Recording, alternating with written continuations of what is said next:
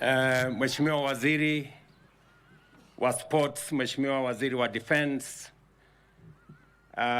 President wa Federation yetu, Bwana Mwenda, mbunge wa sehemu hii Bwana Jalash, na gavana wetu wa jiji la Nairobi, Mheshimiwa Sachs, na hawa wangwana wengine wote, na wanaspoti wa taifa letu la Kenya, hamjambo. I am very, very delighted to be here with you as we break ground for the construction of this historic Talanta Sports City, a transformative project that is designed to redefine our nation's sporting profile and deliver an iconic facility and infrastructural development for this city and for our nation. In the bottom-up economic transformation plan and agenda for our country, we committed to facilitate our sportsmen and women and deliver adequate resources to develop every sporting discipline for Kenya to live up to its identity as a sporting nation.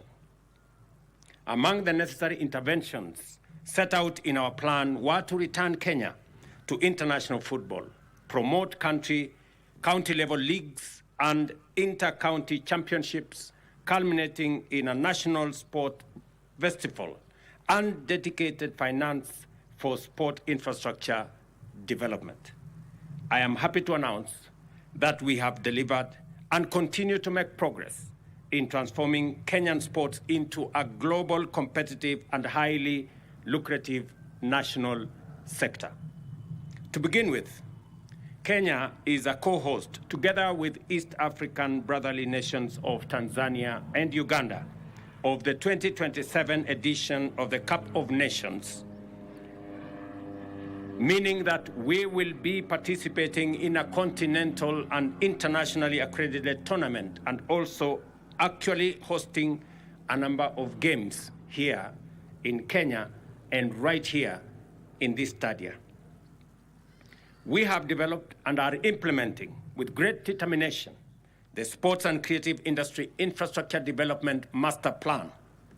This is devoted to providing state-of-the-art competition and training facilities to comfortably host and facilitate world-class international competitions.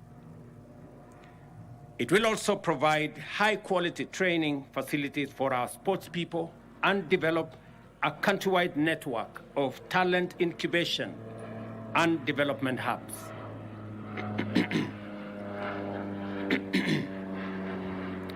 Evidently, AFCON 2027 is just the beginning of our nation's endeavor to become a regional, continental, and global center for sport development and competition.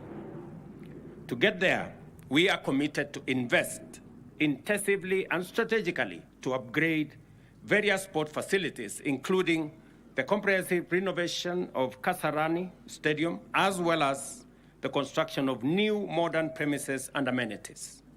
It is our intention to make AFCON 2027 a memorable continental showpiece, and we are literally working round the clock. If you visit the Kasarani Stadium, work is underway on a 24-hour basis to ensure that renovations are completed on a high standard or to a high standard by next year, well in advance of AFCON 2027. In fact, I have just confirmed from Minister Ababu that in fact that timeline has been reviewed, that Kasarani will be complete by end of this year. Beyond AFCON, we recognize sport and creative industry as primary youthful sectors.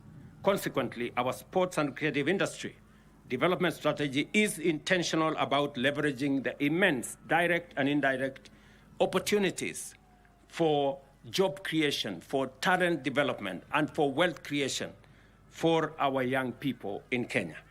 We want every sporting discipline and creative endeavor to pay adequately and provide rewarding employment and other opportunities to talented people in Kenya.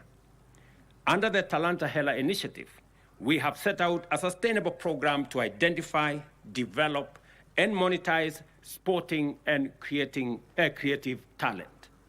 With the infrastructure plan, we are deploying resources from diverse arrangements, including public-private partnership, like to a good extent what's going to happen here, to develop and meet present and future infrastructure and inventory requirements. I invite stakeholders, including potential infrastructure development partners, to explore these opportunities and become part of Kenya's transformation in a world-beating sector. Our bottom-up economic transformation agenda acknowledges our country's youth bulge and approaches it as an unprecedented opportunity to catalyze a historic explosion of possibilities across our country. We are here today, therefore, to demonstrate this commitment by accompanying our promises with investment. The Talanta Sports City represents our determination in action to connect our youth to meaningful opportunities to explore their talent, give themselves an opportunity to train in modern facilities, and work with us towards winning the games that we are set out to engage in. Our journey to return Kenya into a global sporting powerhouse is firmly underway. Under the Talanta Hela initiative, the Kenya Academy of Sports has, within its first year of implementation, assembled a vast pool of impressive talent which have begun to feed to our national sporting teams, clubs, and academies with high-caliber sportsmen and sportswomen. Our commitment to deliver a sustainable pipeline of formidable talent places us in a highly promising position with regard to future competitions. We can look forward to a strong performance from Harambee Stars on home soil. And I hope Harambee Stars are listening to me come 2027. Likewise, future Olympic and other international competitions will witness transformed Kenyan teams harvesting medals with renewed efficiency. As Babu has said, apart from this stadium that we are going to build here in a record under 2 years, I have agreed with the ministry, and that is why the Ministry of Sports is represented here, and the Ministry of Defense is also represented here, because we want this stadium to be built to world-class standards using military discipline. So I will expect our defense team, Aden Duale, the CDF, and your team, to make sure that all the timelines we have agreed are kept by the contractor. And I expect that there will be supervision every week and every 2 weeks, and I will be here myself every 3 months until this facility is completed. To get to the top of global sport and creativity, we have to start at the bottom, right down to the foundation, which is infrastructure development. And that is why this groundbreaking ceremony for the construction of the Talanta Sports City is therefore another step up the ladder of our bottom-up transformation of our sport and creative industry. And as the minister has said, this facility will be accompanied by the renovation in Kasarani. We will then proceed to renovation in Nyayo. The renovation in Buhungu Stadium in Kakamega will be underway to deal with our chance competitions. The renovation in Buhungu Stadium, the renovation in Kipchoge Stadium, and we are seriously considering another stadium in Mombasa. there was a huge debate as to whether we should have this facility here or we should have it in Mombasa. For reasons that I was persuaded, we decided that this facility will be here, but we will equally find a place in Mombasa to do a good stadium that will be a low altitude stadium, which will both support our sportsmen in athletics and in other games to train at the low altitude facilities in Mombasa. Let me commend the work that has been done over the last 6 months. I know many teams, they have met with me many times. We have gone back and forth because we wanted to make sure that the stadium is world-class, it will be built in record time, and it will be cost-effective. Because ultimately, we must account for every shilling that we spend from the coffers of the people of Kenya. I am also very proud that the team has also taken into account the position of Kenya as a great champion of matters, renewable energy,